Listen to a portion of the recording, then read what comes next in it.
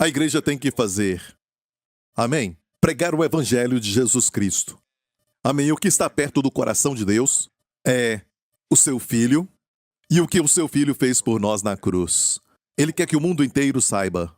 Amém? Quando Jesus veio à terra, mesmo que Jesus disse que na sua primeira vinda a Israel, nascido em Belém, cresceu em Nazaré, e durante a sua vida, ele pregou para as ovelhas perdidas da casa de Israel. E por isso, às vezes, como por exemplo, quando ele foi para Tiro, a parte mais no norte que Jesus pregou naquela época, foi em Tiro. Vou te mostrar um mapa de Tiro. Olha aqui. E aqui está o mapa com diferentes cores, para você ver então a divisão das tribos, as 12 tribos de Israel, o território deles, as áreas que pertenciam a eles. E na tribo de Azer estava Tiro. E esta foi a parte que, muitos anos antes do nascimento de Jesus, foi o lugar onde Alexandre o Grande conquistou. Tiro. Era difícil conquistar Tiro e Sidom. E ele conquistou. E aqui foi o lugar mais norte de Israel que Jesus foi. Amém? E ali tinha uma mulher sirofenícia que não era judia. E não se esqueça, Jesus foi enviado às ovelhas perdidas da casa de Israel. Ele foi para uma área de gentios, que era Tiro, cheia de gentios. E você sabe que gentios são os não-judeus. E por isso, todos nós, seja chinês, indiano, somos não-judeus. Quer dizer que somos gentios, pertencemos aos gentios. E Deus prometeu para Abraão que ele seria o pai de todo o povo judeu. E Deus também falou para Abraão, amém, que a sua semente, o Messias seria, sabe, um judeu. E foi o que aconteceu. Jesus nasceu em Belém, da linhagem do rei Davi. Amém? Mesmo sabendo que o seu pai, na verdade, não foi o seu pai da terra, José. Ele nasceu de uma virgem. Amém? Mas ele, sabemos, nasceu da linhagem do rei Davi. E do rei Davi chegamos até Abraão. Então, sua primeira vinda foi para as ovelhas perdidas da casa de Israel. Só quando ele morreu, o evangelho foi para o mundo inteiro. Mas ele tinha que cumprir a promessa que Deus fez para Abraão. E você vai ver Jesus falando, eu não fui enviado a não ser as ovelhas perdidas da casa de Israel. E quando ele estava em Tiro, uma mulher veio cuja filha estava possessa por demônios.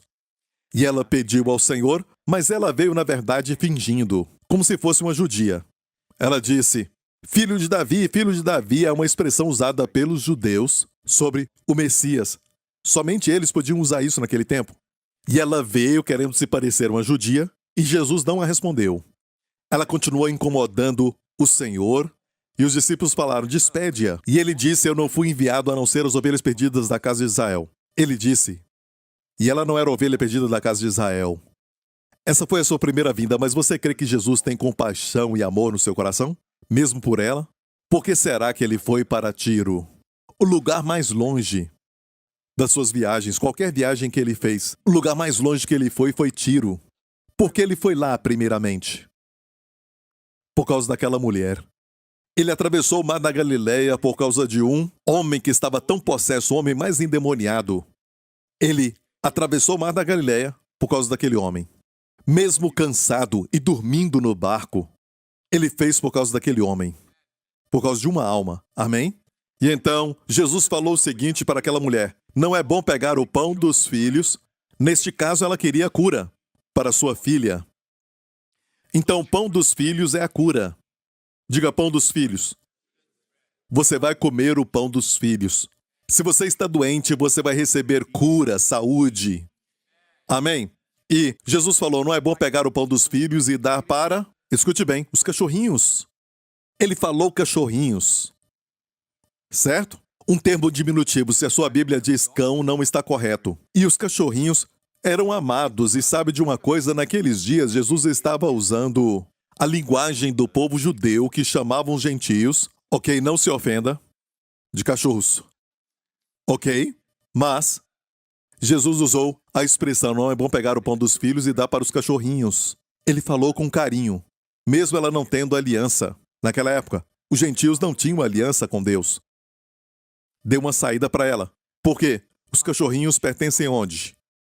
Dentro da casa. e geralmente ficam perto da mesa. E ela respondeu: mas até os cachorrinhos comem as migalhas que caem da mesa do Senhor. Ela disse: Senhor, até os cachorrinhos comem migalhas. Agora, ela não fingiu ser alguém, como uma judia, certo? Fingindo ser uma judia, mas mostrou quem ela era. Ela usou o termo que todos os gentios usavam: Senhor. Ela foi honesta. Quantos sabem que Jesus não quer que você seja hipócrita ou uma pessoa desonesta? E por quê? Você sabe por quê? Jesus falava palavras duras para os fariseus daquela época, sabe? Isso porque eram soberbos e tinham justiça própria. Justiça própria como se fossem santos, atitude de santarrão condenando os outros. E Jesus falava duro com eles quando se trata dos publicanos que eram rejeitados pela sociedade. Em Israel, naquela época, quando se tratava das prostitutas ou até mesmo os leprosos, Jesus, mesmo sendo pecadores, Jesus não falava duro com eles. Nunca. Isso mostra que ele é o mesmo ontem, hoje e eternamente. O que ele não gosta é de fingimento. Hipócrita é o quê? Tentar ser quem você não é. E eu perguntei ao Senhor por que o Senhor era tão duro quanto a hipocrisia. Ele disse: porque eu amo as pessoas. Sabe, eu amo essas pessoas. E eu te amo.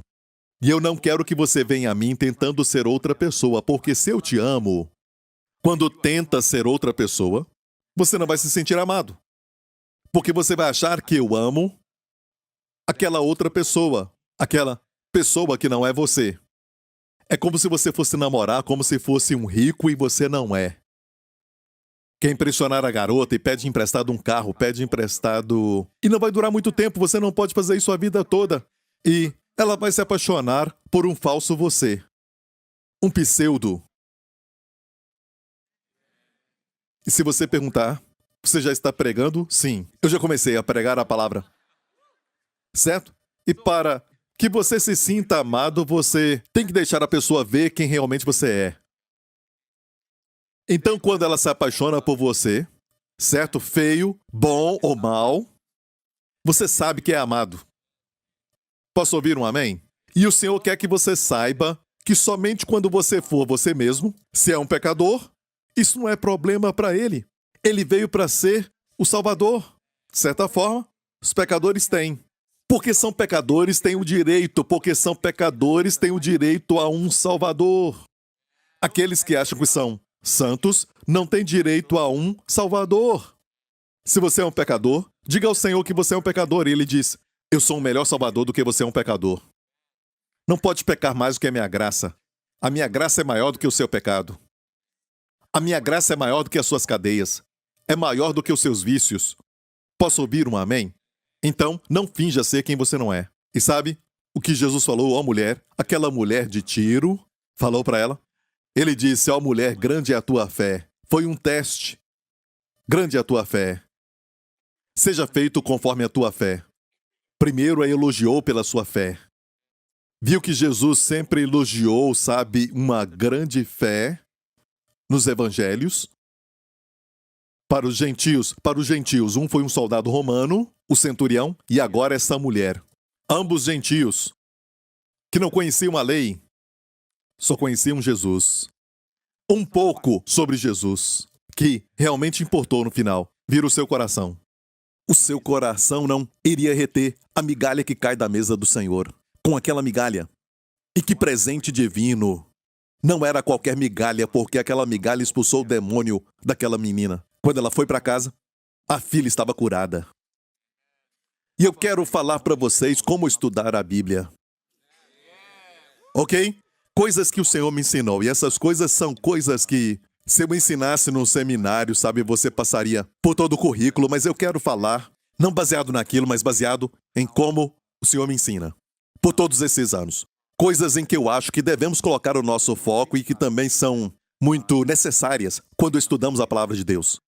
Primeiramente, vamos ver aquilo que nós estávamos falando sobre aquela série que eu estava ensinando a última vez, que é Deuteronômio, capítulo 8, que diz: porque o Senhor teu Deus te põe numa boa terra, terra de ribeiros de água, de fontes e de mananciais que saem dos vales e das montanhas.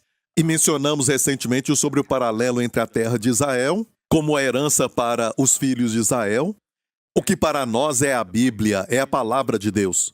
Amém? Porque tem montanhas e tem vales. Amém? Aqui diz uma terra de fontes de mananciais que saem dos vales e das montanhas, porque quando passamos por um período de vale e estudamos a palavra, vemos ali fontes que vão brotar para nós no vale, no período de luta da palavra.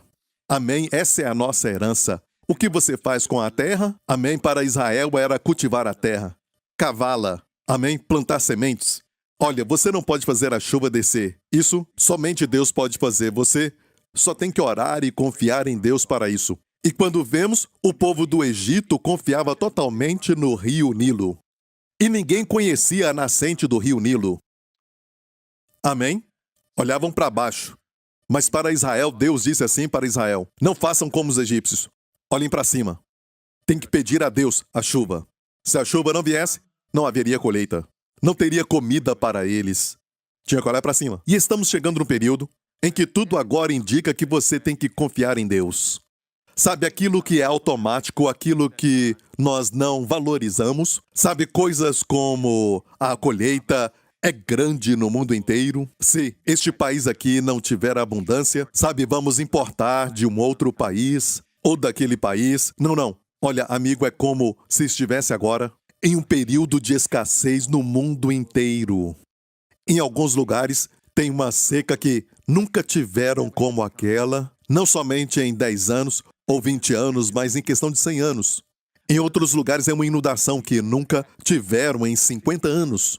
Sabe, está acontecendo nessa época e tudo isso afeta a colheita. Tudo isso afeta a comida.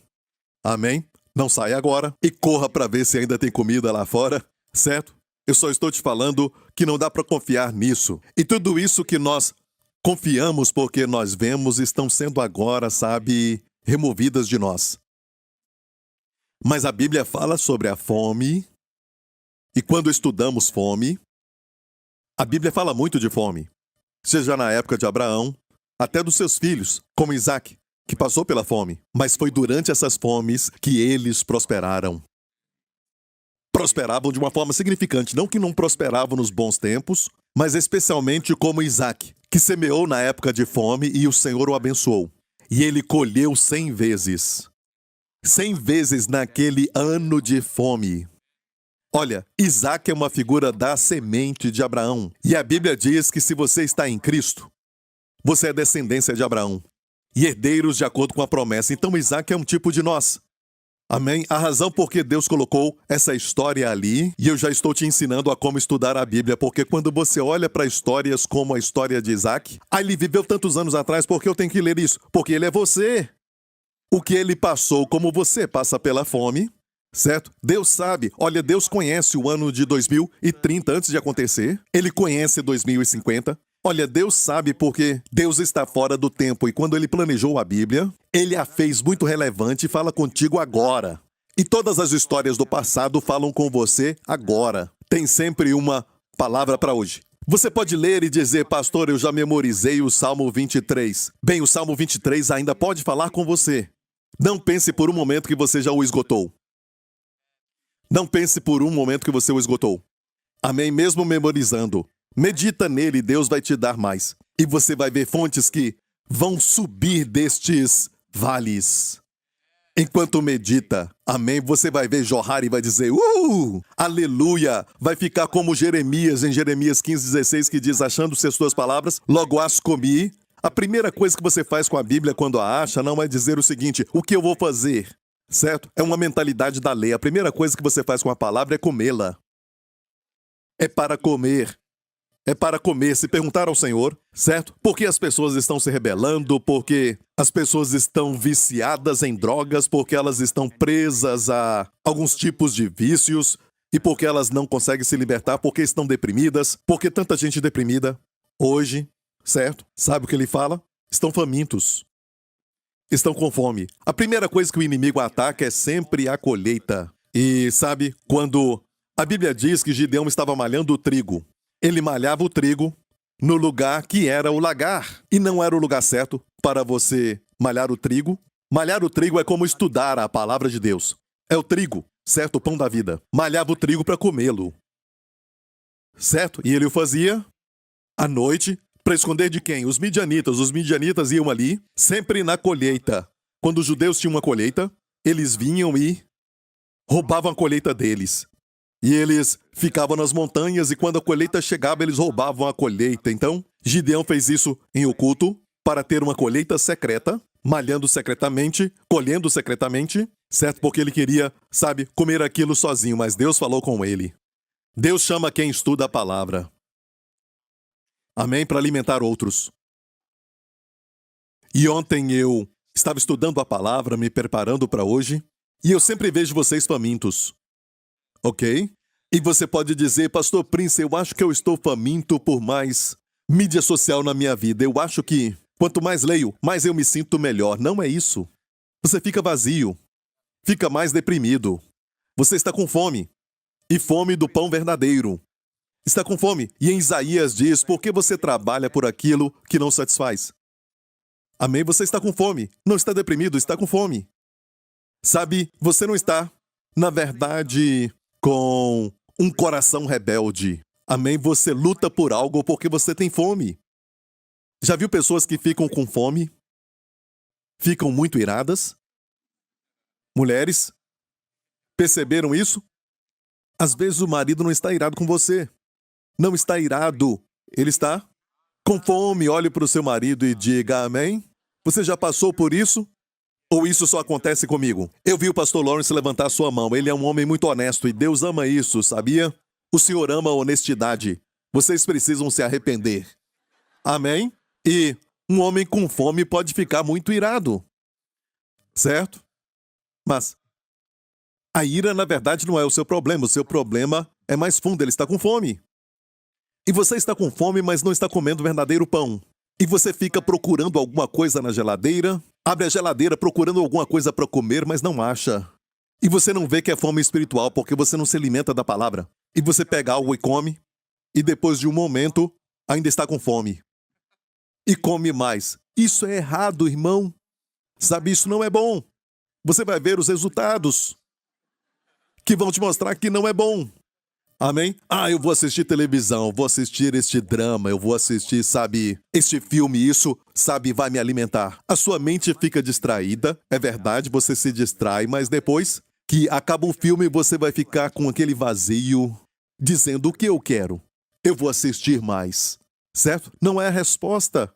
No dia seguinte, você tem olhos de guaxinim ou de um panda, coisas assim, porque isso não te alimenta. E a Bíblia diz em Isaías, porque, sabe, você gastou dinheiro naquilo que não satisfaz. E tudo isso, sabe, comer ou assistir, sabe, tudo isso tem o seu lugar. Eu não estou falando mal, isso não é pecado. Não é pecado comer. Você só tem que saber que você está com fome. O inimigo sempre ataca a comida. Alguns homens de Davi se tornaram valentes, foram reconhecidos como valentes, porque não deixaram o inimigo pegar a colheita. Alguns ficavam no meio do campo, de um campo como de lentilhas, certo? E ficavam ali com a espada. E a Bíblia diz que o inimigo era numeroso, mas a espada ficava grudada na sua mão. E a espada representa a palavra. E ele lutava dizendo, essa colheita é minha, você não vai pegá-la. Certo? De jeito nenhum. Eu plantei, eu reguei, eu trabalhei. E onde você estava? Você vem e quer pegar a minha comida? Não, eu vou ficar aqui. A Bíblia diz, fique firme. Proteja a sua colheita. Amém? Não deixa nada roubar o seu tempo de passar com a palavra de Deus. Amém? Seja de manhã, enquanto você está sentado no vaso. Como eu te falei, isso também é bom. Alguns dizem, isso é falta de reverência. Não, você está sendo religioso. Porque é melhor você fazer isso do que não fazer isso e não ler a palavra o dia inteiro. Você tem uma Bíblia ali, uma Bíblia na sala. Na hora da propaganda, você olha a Bíblia. Faz tempo com a palavra, até um pouco dessa palavra como uma pequena migalha. Pode trazer cura. Posso ouvir um amém? E aqui Deus diz que tem comida, não só bebida, mas tem comida. E olha bem, Jeremias diz para primeiramente comer, mas depois, olha, a tua palavra foi para mim o gozo e a alegria, mas primeiramente tem que comer para produzir essa alegria. Depois então, se torna gozo e alegria do coração. Olha, coma até que se torne alegria e gozo que vão brotar. E essa alegria, escute isso, essa alegria cura, sabia? Essa alegria cura o seu corpo. A alegria do Senhor é a minha força. Não é só força espiritual ali. Se você ler bem, é força para o espírito, alma e corpo. Alegria do Senhor. Como ter a alegria do Senhor? Achando as tuas palavras. O que eu faço? Eu as como. Jesus falou, eu sou o pão da vida. O que se faz com pão? Você come, não só admira. Senão ele falaria, eu sou o retrato da vida. Certo? Não, ele disse pão. Ele disse que ele tem a água viva. Amém? Ele é o pão da vida. O que se faz com pão? Você come. E porque ele disse, eu sou o pão da vida, você recebe vida. Olha, todo dia vazamos a vida. Com tudo que a gente faz, com tudo que assistimos, com tudo que ouvimos, nos faz, vazar a vida. Eu achava que a vida era intacta, a vida é vida, e você pode até perguntar para os médicos. Eles vão falar e mostrar que a morte chegou, que é o quê? Que quando não tem vida, aquela parte morre. E parte do seu corpo, quando vaza a vida, certo? A morte chega, eles falam de envelhecimento, chamam disso, mas a vida reduz. Mas você pode receber mais vida. Jesus disse, eu vim para que tenhais vida e vida com abundância. Posso ouvir um amém? E glória a Deus, pode aplaudir, amém? É verdade. Ele quer que você tenha essa vida abundante. E se olhar, você vai ver que tem comida também na terra. E estamos comparando a terra com a Bíblia. Terra de trigo e cevada e de vides e figueiras e romeiras, terra de oliveiras, de azeite e mel. Eu falei disso recentemente para te mostrar a palavra e como essa palavra é rica. Terra em que comerás o pão sem escassez e nada te faltará nela. Terra cujas pedras são ferro e de cujos montes tu cavarás o cobre ou o bronze. É o que está no hebraico, então. É uma terra muito rica. Amém? Uma terra rica. Tem diferentes vistas, diferentes aspectos e toda parte dela é abençoada. E quando você vai, na palavra diz que é o Senhor que te leva, é uma terra que o Senhor te leva. Então você medita num verso, você olha para ele e esse verso vai te dar, todo o ferro e todos os metais preciosos. Amém? Ouro e prata também, a Bíblia diz, mais do que se deseja. É a palavra de Deus mais do que o ouro, amém? E quando estuda a palavra, você vai ver que tem momentos que você come uma romã, depois você vai comer figos. Deus tem variedade. Deus é um Deus que ama a variedade, a multiforme graça de Deus. Até a graça é multiforme. E Deus te deu uma língua, para experimentar diferentes sabores. Se Ele desse uma língua com um sabor, você não reclamaria, não saberia. Você não saberia, seria tudo o mesmo sabor. Arroz teria o mesmo sabor que um bife, certo? Até mesmo o sabor de uma azeitona seria o mesmo. E tudo seria só um sabor. Mas Deus nos deu uma língua com muitos sabores. E descobriram agora que tem mais um sabor chamado umami em algum lugar. Amém? Umami. E eu tenho certeza que tem mais um. E eu profetizo que se estudarem mais, vai ter mais um chamado Ded. E esse vai ser... Ah, Pastor Príncipe, o senhor é tão bobo. Amém? Se tem umami, deve ter o Ded também, certo? E tem coisas que eles falam como o cérebro, que nós só usamos 10% dele, certo? Amém? Você conhece alguém que não usa nem 10%? Não olhe para ninguém agora, amém? Certo? E olha, sabia que os cientistas falam que nós só usamos 10% do cérebro. E eu creio que os outros 90%, como recuperá-los? A Bíblia nos fala que os dons do Espírito Santo são exatamente 9. Amém? Vem quando você é cheio do Espírito Santo e maximiza sua mente. Amém? E cobre todas as áreas. Os figos são para uma coisa, porque você sabe que eles são bem doces. Saiba isso sobre figos. Eles são bem doces, mas não aumentam o açúcar no sangue. Não aumenta. De fato, eles dizem que algumas pessoas que sofrem de muito açúcar no sangue, eles podem, até comer muitos figos. Amém? Não pesquise agora, em casa você pode. E é incrível que essa terra, com todas as promessas de Deus, era boa para o paladar e também para a saúde. Amém? Se é um homem e quer ser frutífero, quem tem ouvidos ouça, certo? Romãs são boas para você. tem muitas sementes. Eu estou me adiantando um pouco. Ok, isso foi de graça, ok? Foi de graça. Amém? Olha para Romã e pergunta para si mesmo por que tem muitas sementes. Eu creio que isso vai te ajudar. Só posso falar isso. Quem tem ouvidos para ouvir, ouça. Amém? Amém?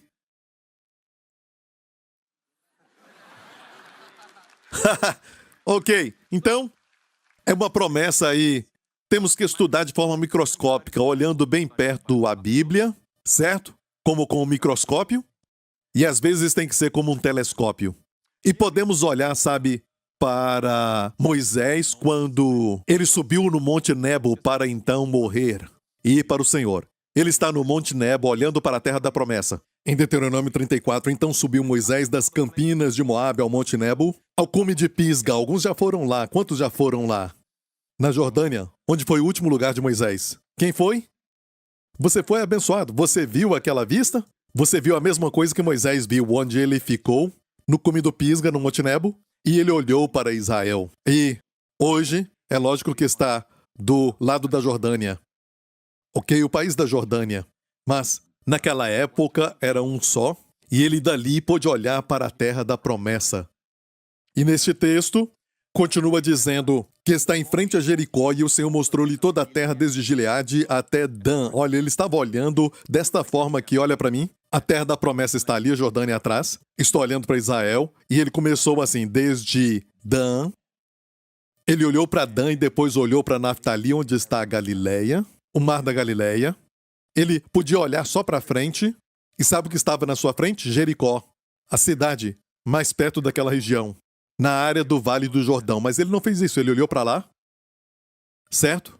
Para que ele pudesse ver toda a terra. Quando lemos a Bíblia, nós lemos a Bíblia e não queremos fazer a leitura microscópica ou meditar só em um verso, certo? Você quer ler de forma geral. Como o livro de Ruth, pode ler todo de uma vez. É um livro muito romântico. Amém? Uma linda história de uma noiva jovem. De fato, não só uma noiva jovem. Na verdade, é de uma mulher que já foi casada antes. E não parece tanto uma história tão romântica como de uma menina que nunca foi casada antes. Ela tinha sido casada. E naquela época, quando uma mulher ficava viúva, ou seja, o marido morria antes, ela era vista como uma pessoa amaldiçoada. Certo? Mas ela decidiu seguir sua sogra para uma terra estranha para ela. E ela acabou casando com o solteiro mais desejado. E juntos se tornaram os avós de Davi. E de Davi veio o nosso Senhor Jesus. Imagina se isso não existisse. Ela nem pertencia àquele povo. Como aquela cirofenícia de Tiro, ela era gentia. Mas ela está incluída na genealogia do nosso Senhor Jesus Cristo. Isso não é lindo? Amém? Dá para ler de uma vez só e ter uma vista panorâmica. Amém? Uma vista panorâmica. E é só ler. E o que essa vista panorâmica faz? Ela te purifica. Você diz, pastor, eu leio a Bíblia, mas não entendo muitas coisas. Continue lendo e desfrutando. E eu posso, sabe, até te dizer isso. Muitas pessoas começam lendo livros, até crianças quando começam a ler não entendem tudo. Mas só desfrute aquilo que você entende. Certo? E havia um homem que era, sabe, um crente muito devoto, e ele queria que o seu filho aprendesse sobre a importância de ler a Bíblia, de estudar a Bíblia, e ele era um fazendeiro.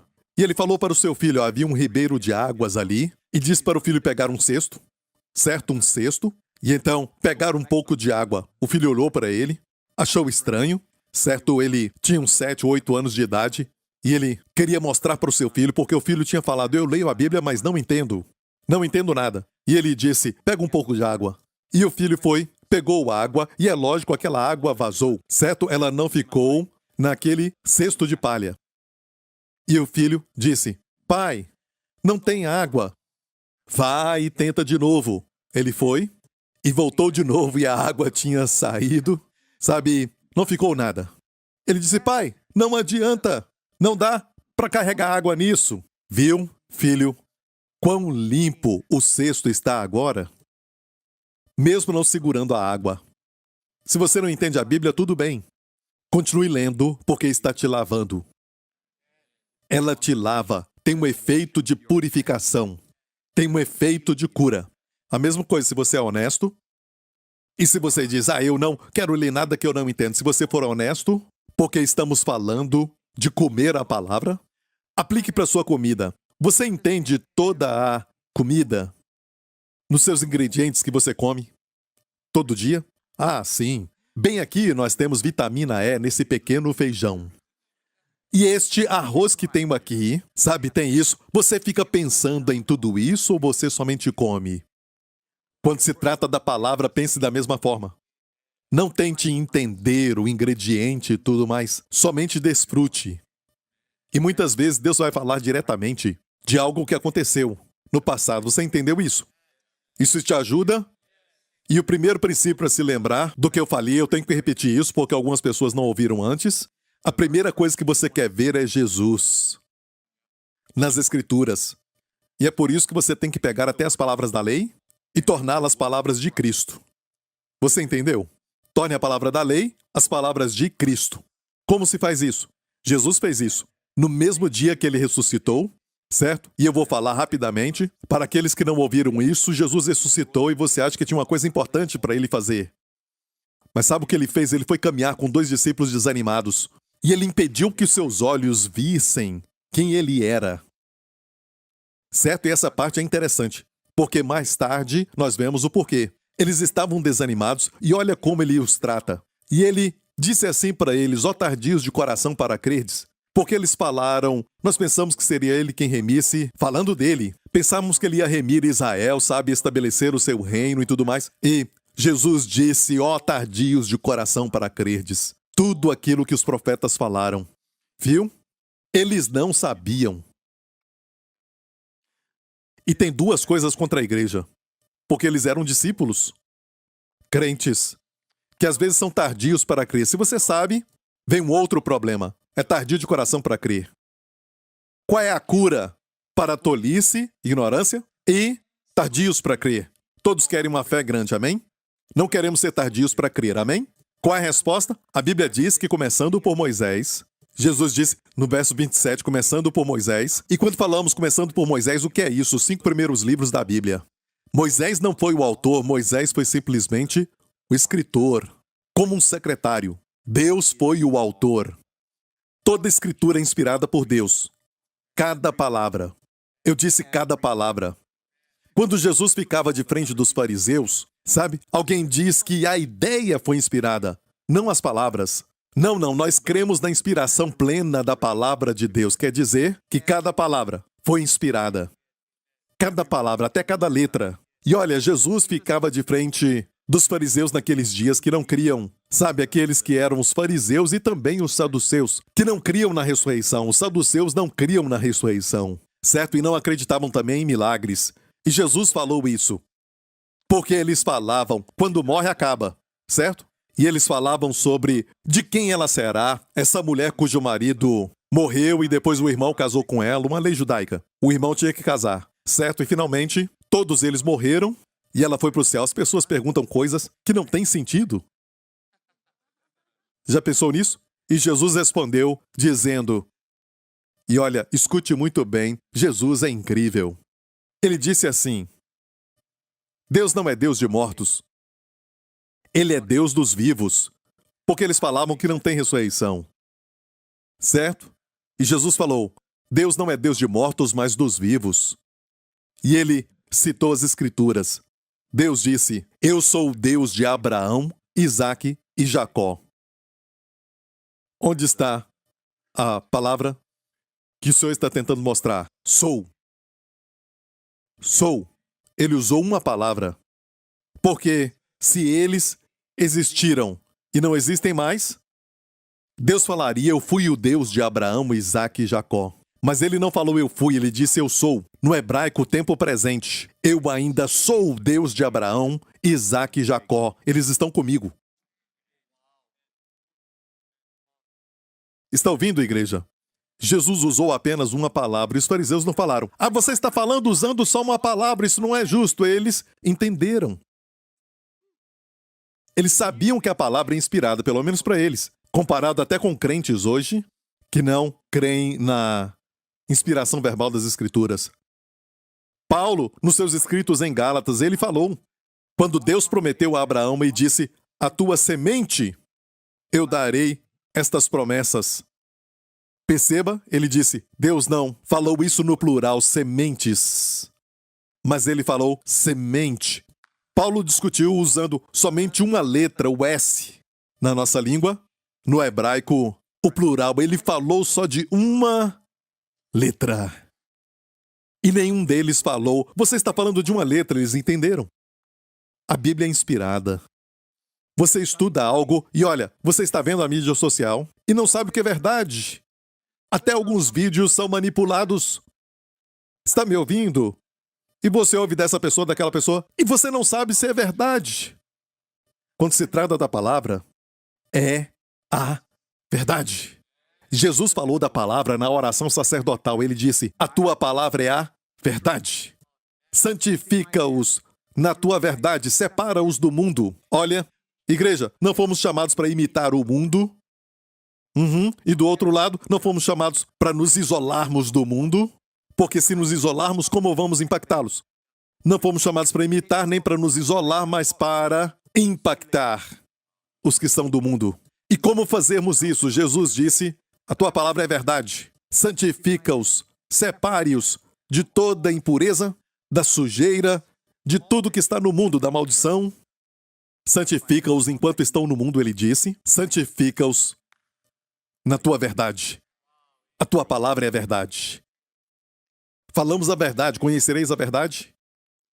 A verdade sempre nos liberta.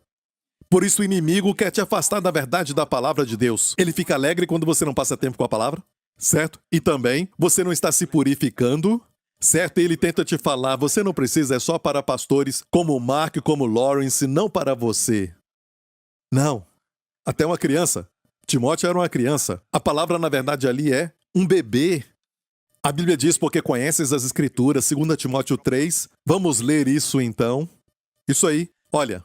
Ele disse, desde a tua meninice, Paulo escrevendo para Timóteo, sabes as Sagradas Escrituras, que podem fazer-te sábio. E nos capítulos anteriores fala de onde ele aprendeu isso, da sua mãe e da sua avó, Lloyd e Eunice. Certo? E como uma mãe, a melhor coisa que você pode fazer é como a Wendy faz, ok? Antes do meu filho dormir, ela lê uma história da Bíblia. E às vezes ele dorme antes da história acabar. É a melhor forma de dormir. Você dorme, a última palavra é a de Deus. Eu não estou falando para fazer assim, você pode fazer durante o dia, mas é o melhor para nós, para o Wendy ler a palavra, para o Justin. Antes dele dormir. Ele ama isso e eu falo para ele, é a parte mais importante do dia. Amém? E nós falamos com ele durante o dia, é lógico, falamos com ele também. Um pouco, o Senhor me fala e eu falo.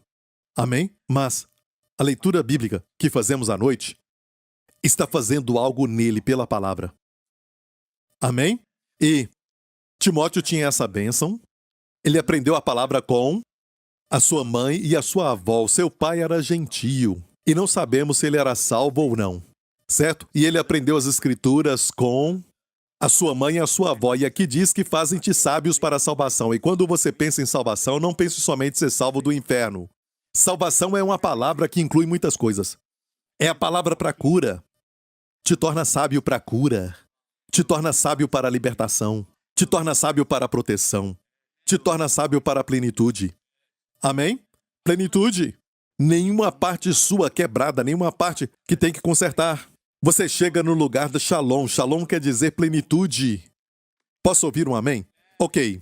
O que você quer ver é Jesus. Voltando para Emaús, qual é a cura para ignorância, a cura para ser tardio para crer? Certo? Temos esse problema, ou a tolice ou tardios para crer. Ou até os dois.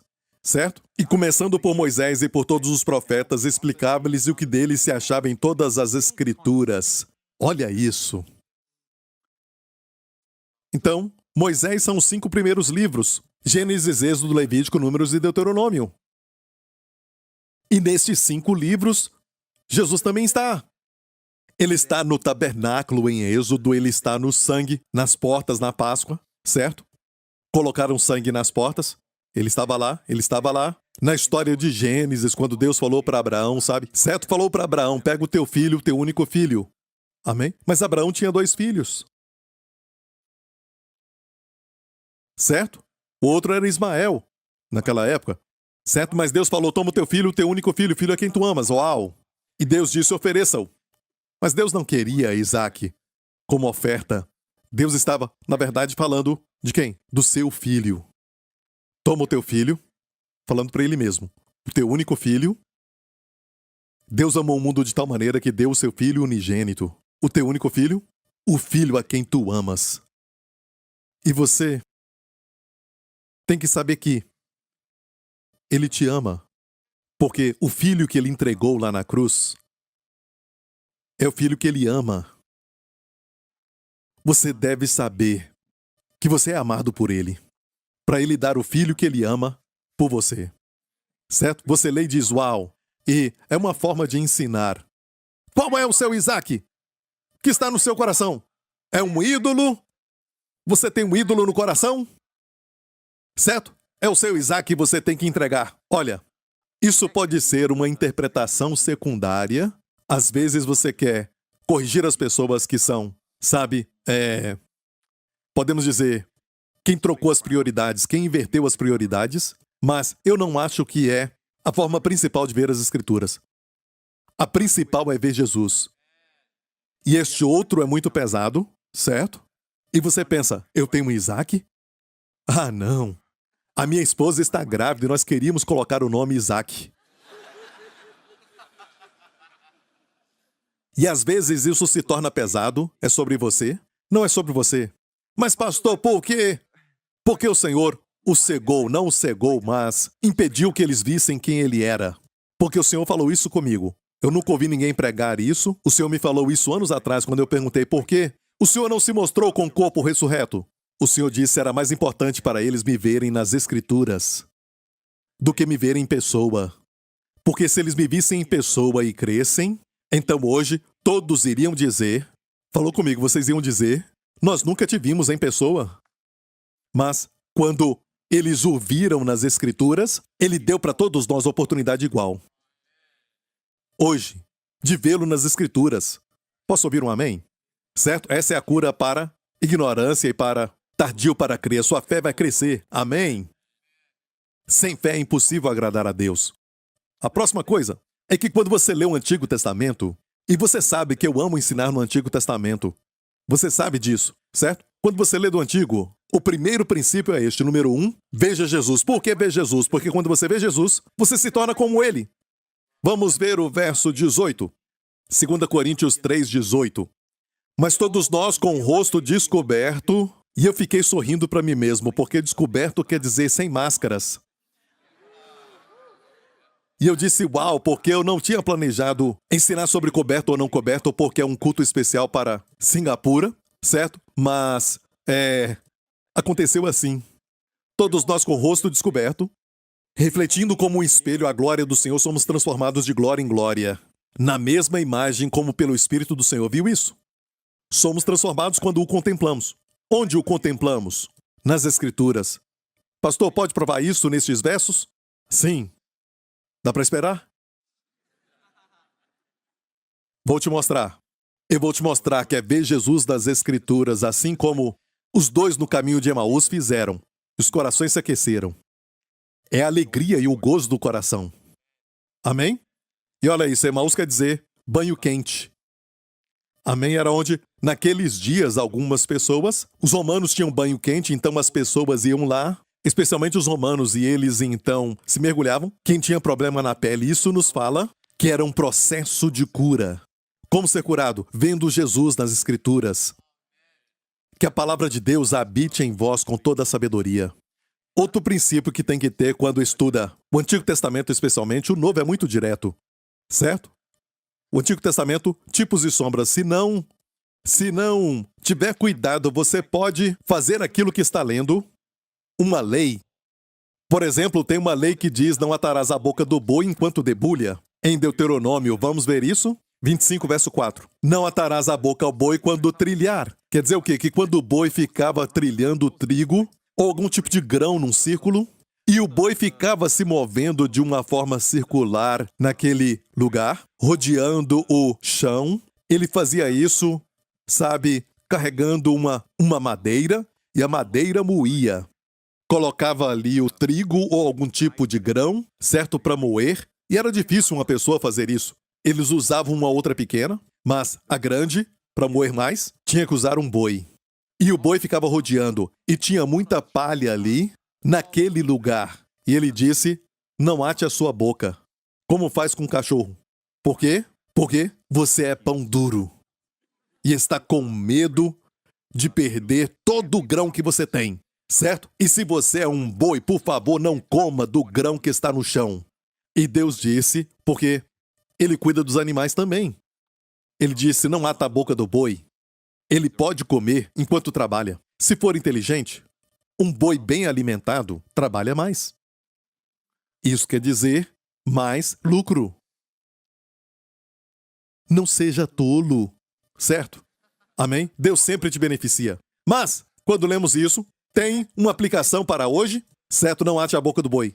É interessante. Sabe o que Paulo falou disso? Vamos para 1 Coríntios 9. Ele disse, quem jamais milita à sua própria custa? Olha, quando o boi está malhando, era como se falasse, não recompense o boi. Deus estava falando o seguinte, quem vai para a guerra com seu próprio dinheiro? Não é o país que paga tudo. Tudo que ele tem, certo? É pago pelo país. Estou certo? Ele não paga por sua arma. Ele não paga pelo capacete. Certo? Não paga pela sua roupa. Certo? Quem jamais milita à sua própria custa? Quem planta a vinha e não come do seu fruto? Igreja, não é verdade? Certo? Ou quem apacenta o gado e não se alimenta do leite do gado? Certo? Digo eu isto segundo os homens, ou não diz a lei também o mesmo? Eu te mostrei agora a lei. Paulo está falando do Antigo Testamento. E como Paulo vê o Antigo Testamento? Ele vê algo que nós temos também que aprender. O próximo verso, ele diz, porque na lei de Moisés está escrito, não atarás a boca ao boi que trilha o grão. Porventura tem Deus cuidado dos bois? Ele está preocupado com os bois? Deus estava preocupado com os bois? Deus estava preocupado com os bois?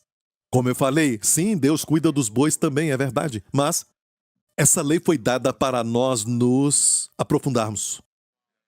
E Paulo explicou para nós, e ele disse assim, porventura tem Deus cuidado dos bois ou não o diz certamente por nós? Por nós.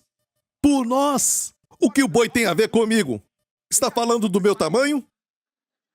A minha esposa me chama de boi. E diz, sai daqui, tudo bem. Não. Olha, Deus se importa com o boi. Deus disse, aprofunde. Olha o que ele estava pensando.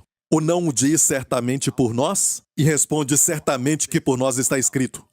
Foi escrito por nós. Quando lê o Antigo Testamento, número 1 é para ver Jesus. Porque quando o vê, você é transformado como ele. Número 2, o que Jesus tem, você tem.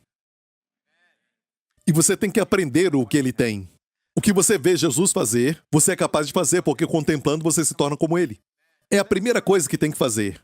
Amém? É como um álbum de fotos. A Bíblia é um álbum de fotos. E quando vê Jesus, você se alimenta. Ele é o seu alimento. Você se alimenta. Posso ouvir um amém?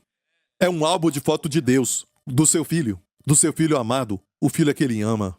Amém? Se você for à minha casa e eu te mostrar um álbum, certo, do meu filho Justin, que eu amo muito, e eu te falo, aqui é o Justin com 1 ano, aqui é o Justin no primeiro dia do jardim de infância, e você fica olhando para a janela, olhando um pássaro, certo? Olhando para fora, um avião que está passando, e você não dá atenção. Sabe o que eu faço? Sabe o que eu faço? Eu vou fechar o livro. Não é? É a mesma coisa. Quando acha que a Bíblia é um livro fechado, é porque você não quer ver Jesus.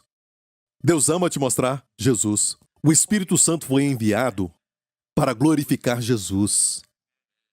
Não para falar de si mesmo, mas para glorificar Jesus.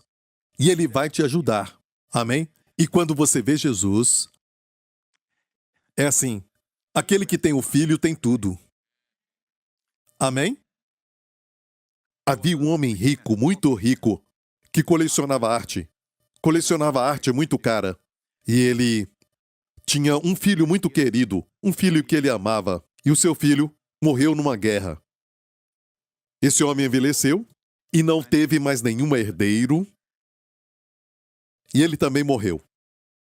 Ele escreveu seu testamento e todo mundo que gostava de artes, e muitas pessoas foram ali para poder ver se podiam comprar alguma coisa, certo? E as suas obras de artes eram muito caras e eles queriam comprar algo que fosse barato, certo? Mesmo tudo sendo muito caro. E aquele pai também tinha uma obra de arte que era somente um quadro do seu filho, que tinha morrido.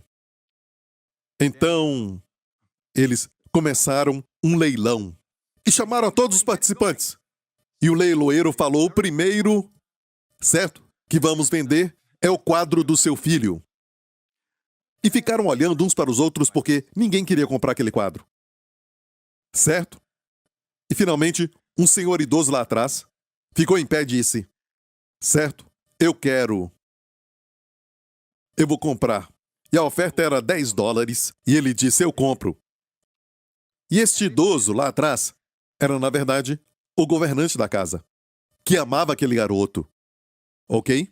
E ninguém sabia aquilo que o pai tinha dito para o leiloeiro antes disso. Ok, agora já foi vendido. Aquele senhor comprou o quadro. Vamos vender os outros. O leiloeiro bateu o martelo e disse: o leilão acabou. O quê? O leilão acabou. Porque, baseado naquilo que o Senhor falou no testamento, quem comprar o filho ganha todos os quadros. Amém? Quando você recebe Jesus, você recebe tudo. Quando você vê Jesus, você recebe tudo. Amém? Você é um co-herdeiro de Jesus. Certo? Deus não enviou Jesus somente para Jesus ser Jesus por ele mesmo, mas enviou para que ele se identificasse com você. Amém? Ele é a sua nova identidade. Ele é a nossa justiça. Amém? Ele é a nossa sabedoria. Ele é a nossa santidade. Ele é a nossa redenção. Amém? Isso te abençoa? Ok, então, olhando para ele, você vê o amor de Deus, estudando o Antigo Testamento especialmente. Amém? O Novo Testamento é muito óbvio e eu não vou focar nele, mas no Antigo Testamento, porque eu quero que você estude a Bíblia. Além do Antigo Testamento, você é consciente de Deus com ira, com juízo, e vamos chegar lá. Mas escute, rapidamente, olhando o Antigo Testamento, olha, veja o amor de Deus e o seu cuidado por nós. Deus se preocupa com bois? Não, ele se preocupa com você. Ele escreveu isso por nós. E o que é isso? Por nós. Ou não diz certamente por nós? Certamente por nós está escrito. Porque o que lavra deve lavrar com esperança, e o que debulha deve debulhar com esperança de ser participante. E ele diz: quem planta vinho não come dela. Quem vai para a guerra às suas próprias custas. Ou seja, Deus disse: cuide daquele que dispensa bem a palavra de Deus. E nessa passagem, Paulo está falando de cuidar das pessoas que são servas do Senhor. Você não deve atar a boca. Amém? Ou seja, eles devem prosperar. Até materialmente, o próximo verso fala isso. Se nós vos semeamos as coisas espirituais, Paulo está se incluindo aqui. Se nós vos semeamos as coisas espirituais, damos coisas espirituais para você, certo? Será muito que de vós recolhamos as carnais? Amém? Os pastores recebem salário, certo? Dos dízimos e ofertas. Isso é muito se eles semeiam para vocês coisas espirituais que são eternas? Que não são, sabe, tangíveis, não é? Que são mais importantes. Amém? Amém? Pastor, o que está acontecendo? Não tem salário para eles? Não, só estou brincando. Paulo falou sobre isso. Sabe, Paulo tinha sabedoria, porque aqui ele fala: não atarás a boca do boi, e depois diz: os presbíteros que governam bem sejam estimados por dignos de duplicada honra. Honra aqui, certo? Mas em outra versão diz salário dobrado. Paulo falou isso para Timóteo, aqui neste verso. Amém? Como Paulo recebeu essa sabedoria para governar essas coisas, a igreja? Do Antigo Testamento. E geralmente no Novo Testamento é muito geral, certo? É muito geral. Alguns dizem: pastor Prince, os seus ensinamentos deveriam ser mais práticos. Meu amigo, não dá para ser mais prático, porque olha, se tentar ser prático da forma que alguns falam ser prático, o que vai acontecer é o seguinte: maridos, amai vossas mulheres, como Cristo amou a igreja. Isso é prático? Na verdade, é muito geral. Amai vossas mulheres, como Cristo amou a igreja. O que é isso? De forma sacrificial. É o que sabemos, como Cristo amou a igreja, como ele amou, morrendo por ela na cruz. É o que eu tenho que fazer, e comecei a pensar. não me fala, não é prático no sentido de como devo amar. Por quê? Porque Deus quer que você seja guiado no Novo Testamento pelo Espírito, de como cada um de nós deve amar a esposa. Porque as mulheres não são iguais. Todas elas amam diamantes. Não, só estou brincando, só estou brincando. Tem coisas que são comuns, mas, olha, por exemplo, a Wendy não gosta tanto de flores. Eu comprava flores para ela quando namorávamos e ela sempre foi muito educada, sabe? Ela me agradecia, mas ela não gosta tanto. Ela gosta de outra coisa. Amém? E recentemente eu dei aquilo que ela gosta, certo? E no correio pediram para eu tirar da caixa.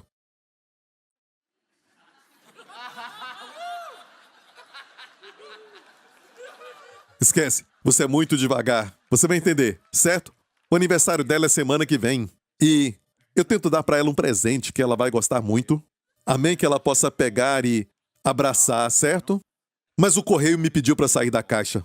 Sabe, então... Ok, então...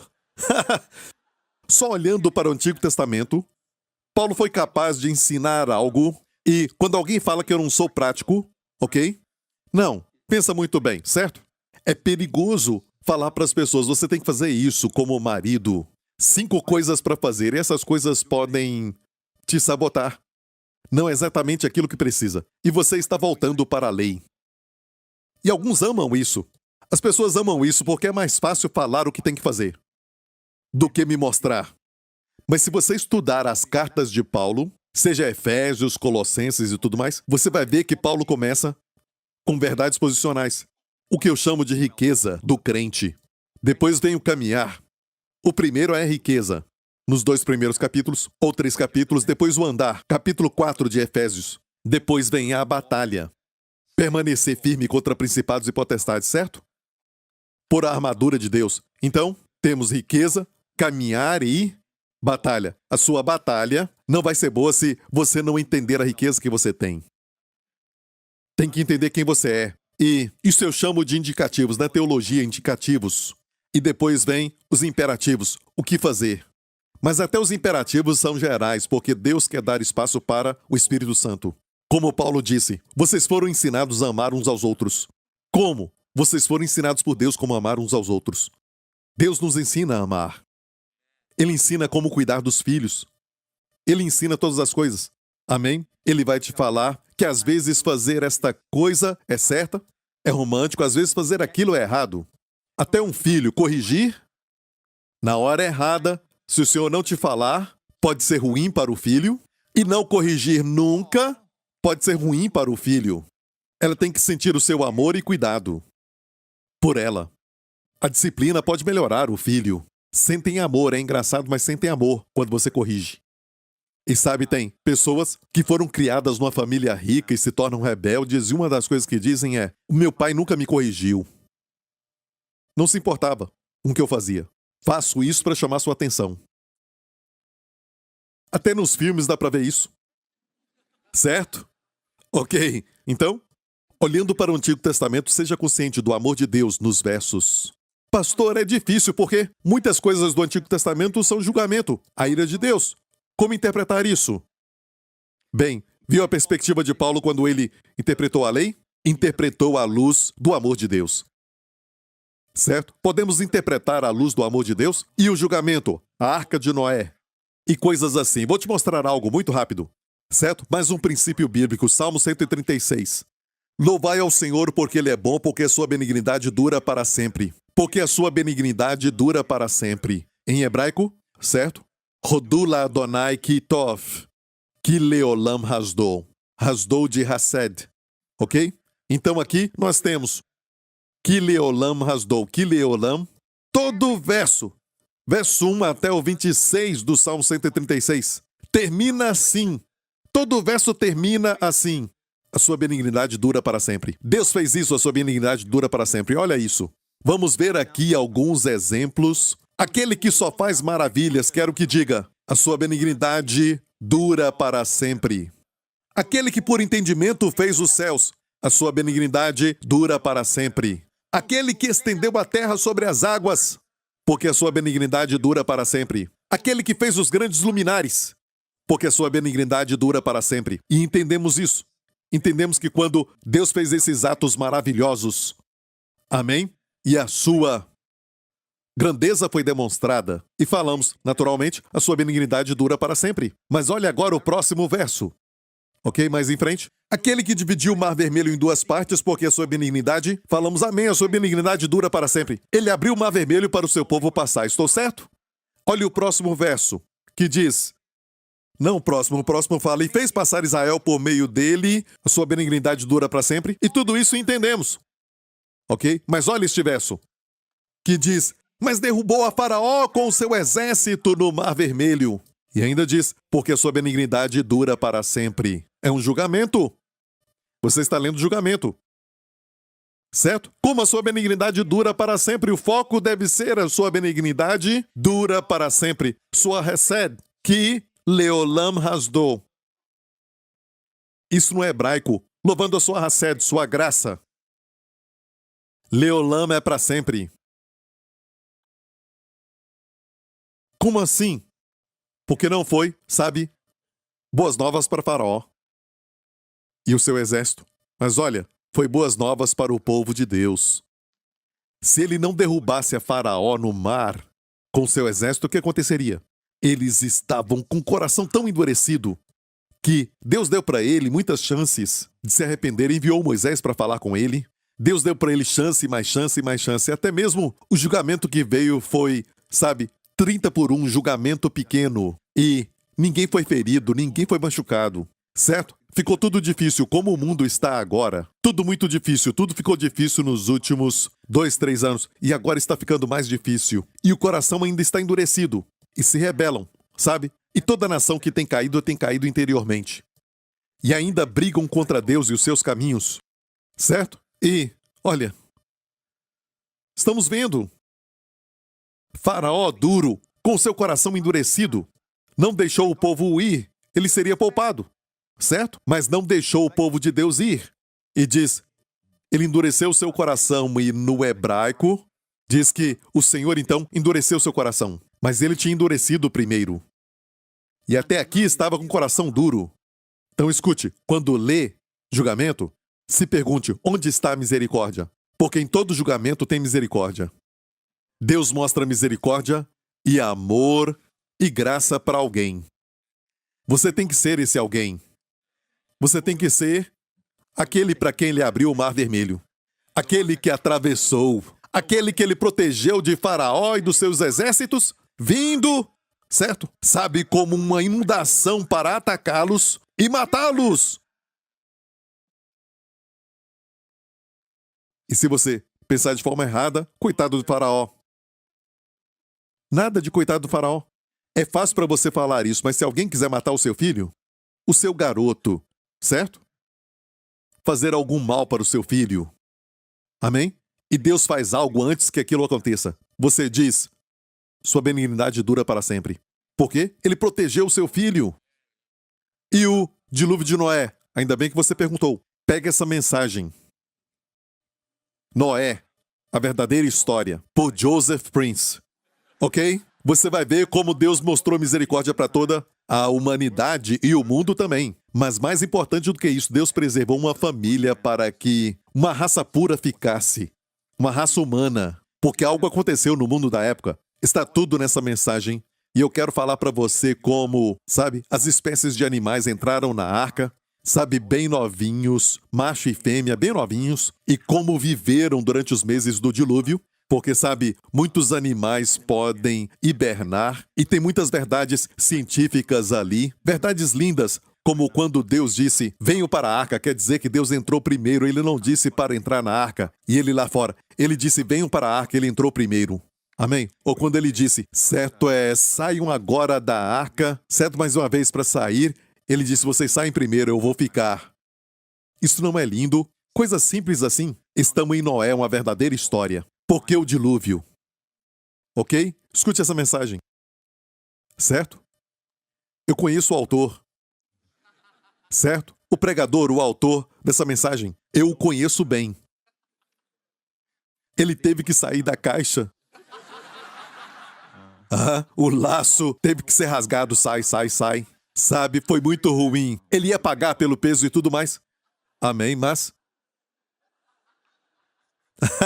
Então, quando você olha para o Antigo Testamento, o que você faz, igreja? Veja o amor de Deus. Veja o amor de Deus. Amém? Tem que ver isso. Até na lei não atarás a boca do boi. Você vê o amor de Deus? Veja para você primeiro. Deus cuida de mim. Deus não é, sabe, um ditador. Trabalha para mim e me sirva. Não, Deus é um Deus que vai ter certeza de que você vai comer. Que você vai ser pago. Amém? Amém? Quer mais? Para terminarmos? Ok, vou te dar mais um. Ok, é um princípio, ok? De como ensinar a Bíblia. Você tem que saber disso. Como eu falei, olha 2 Coríntios 3:18, que diz o quê? Olha isso. Mas todos nós com o rosto descoberto ou sem máscara, refletindo como um espelho a glória do Senhor, somos transformados de glória em glória na mesma imagem como pelo Espírito do Senhor. E já ouvimos isso, que quando contemplamos a glória do Senhor, nos tornamos como Ele. Amém? Não tem ninguém mais lindo do que Jesus. Eu estava lendo sobre como Pedro chegou a ele e disse, Senhor, tu não irás para a cruz. Isso não vai acontecer. Ele repreendeu a Pedro. E pensamos assim que ele o repreendeu, mas não foi. Se olhar o relato de Marcos, quando Pedro falou não vá para a cruz, Jesus olhou para os discípulos. É muito lindo. Ele olhou para todos os seus discípulos e repreendeu a Pedro, como se dissesse, se eu não for para a cruz, o que será deles? Sabe, em pequenas ações você vê o seu amor. Amém? Eles disseram, sabe, a sua mãe e os seus irmãos físicos, estão lá fora, te esperando. Ele então olhou e disse, esses são os meus irmãos e irmãs. Eu amo até o olhar do Senhor. Tem amor no seu olhar. Pedro negou Jesus no Evangelho de Lucas, e a Bíblia diz que, na terceira vez, o galo cantou e Jesus estava perto de Pedro. Ele estava preso, tinha sido machucado, mas ele olhou para Pedro. Lindo, ele virou para olhar para Pedro. E Pedro chorou. Com o olhar, ele disse, Pedro, eu te falei. Não foi? Mas eu também disse, depois de se converter, você vai se converter. Você vai ser restaurado. Você vai fortalecer os seus irmãos. Jesus profetizou a vitória, sua restauração antes da queda. Ele olhou para Pedro como se falasse, eu te perdoo e ainda te amo. Isso tocou no seu coração. Só um olhar. E eu amo esses detalhes nas Escrituras quando eu leio, os Evangelhos especialmente. Ele via as multidões. Alguns falariam, uau, isso vai dar muito lucro com eles, sabe? Muita gente vendo, vou monetizar. Sabe, eu quero monetizar tudo isso. Sabe, eu vou entrar em contato com eles. Tem gente que vê pessoas como objeto para fazer dinheiro. E alguns que são, sabe, açougueiros, olha essas ovelhas. Tantas ovelhas. Eu posso vendê-las. O alfaiate vai dizer, com tanta lã, olha isso, tanta lã que eu posso vender. Jesus via as multidões como ovelhas sem um pastor. Como você vê o mundo? São imorais, são duros. É difícil levar as pessoas para a igreja. É difícil salvar este povo. Mais importante é salvar e não vir para a igreja. Amém? Depois eles virão. É muito difícil, povo duro. Por que você fala isso? Eles estão famintos. Jesus via a multidão como ovelhas sem pastor. Quer dizer o quê? Precisam ser apacentadas. E a Bíblia diz que ele tinha compaixão delas. Porque desmaiavam. Sabe o que ele fez? Ele as ensinava. Começou a ensinar porque estavam com fome. Amém? Ok. Então, neste verso, quando nós vemos Jesus, como eu falei para você de como eu vejo Jesus nas Escrituras glorioso, então você se torna como ele. Como ele é paciente. Amém? Se torna paciente. Isso é prático? É prático. Mas o prático que você pensa que eu deveria pregar não é o prático que Deus tem em mente. Esse prático é na dimensão do Espírito Santo te guiar. Amém? Você pode ler um livro de um tal expert da família, expert de casamento, mas isso pode ser fatal também. Quando o Espírito Santo te guia, tem vida. É vida para o seu filho se o problema é família, é vida para a esposa, para o marido, certo se você tem problema no casamento, mas sempre olhe para o Senhor. É fácil aprender o que fazer. Me fala o que fazer. Ok? É mais difícil revelar do que ensinar a lei. O Espírito Santo veio revelar Jesus. É mais difícil revelar Jesus do que pregar. É fácil pregar a lei. Eu falo assim, não roube. Ei, não mate. Ei, não cometa adultério. Você pode. E é a lei, mas cuidado porque isso não é apacentar. Eu vou te mostrar algo rápido e nós já vamos terminar. Olha agora para este verso. Como ver a glória do Senhor? Quando eu adoro com os olhos fechados, eu vejo a sua glória. Sim, você pode contemplar a glória do Senhor, sim. Eu imagino quando eu oro, eu fico pensando no Senhor, ou imaginando. É assim que você é transformado? Já pensou? Como ver Jesus? Você vai ouvir aqui, nesta igreja. Você não se alegra de pertencer à igreja New Creation? Amém? Você vai ouvir onde ver Jesus. Se você é esperto e já pegou o espírito do que estamos falando, você diz, na palavra de Deus, certo? Mas não diz a palavra de Deus. Certo? Já vamos terminar. Vamos continuar depois, ok? Estou cansado. Não foi fácil sair daquela caixa. Tive que tirar aquele laço daqui, que estava me enforcando. Ia ser um bom presente de aniversário. Ok. Como sabemos que é a palavra de Deus? Vê Jesus na palavra de Deus. Como eu sei? Bem, leia o contexto. Vamos ver. Ok. Volta só mais um pouco. Verso 6. O qual nos fez também capazes de ser ministros de um novo testamento, não da letra, mas do Espírito, porque a letra mata e o Espírito vivifica. Quando você interpreta bem a palavra, sabe um dos princípios mais importantes. E é por isso que eu falo no seminário, às vezes, eles não ensinam esses princípios que são importantes aprender. Outra coisa importante é fazer diferença entre a lei e a graça. Você diz, bem, Davi foi punido por Deus. É verdade, mesmo temperado com misericórdia, o seu filho morreu, certo? E dizem, o seu filho também pode morrer por causa do pecado. Não, isso é aplicar alguma coisa que era da lei. Davi estava sob a lei, você está sob a graça. Bem, nós queremos somente assustar as pessoas para não pecar, e você não assusta a pessoa para não pecar. O medo faz a pessoa pecar ainda mais. Certo? Uma pessoa que é acrobata, certo? Pode demonstrar aqueles saltos melhores quando tem uma rede. Se retirar a rede, vai afetar a performance. Quanto mais medo tem de cair, vão cair. Escute, certo? É importante separar a lei da graça. Tem uma diferença. Você lê o Antigo Testamento? E pode comer. Eu tenho falado do Antigo Testamento, porque eu sei que tem um desafio aí. Certo? Então, lendo o Antigo Testamento, não se esqueça do Evangelho.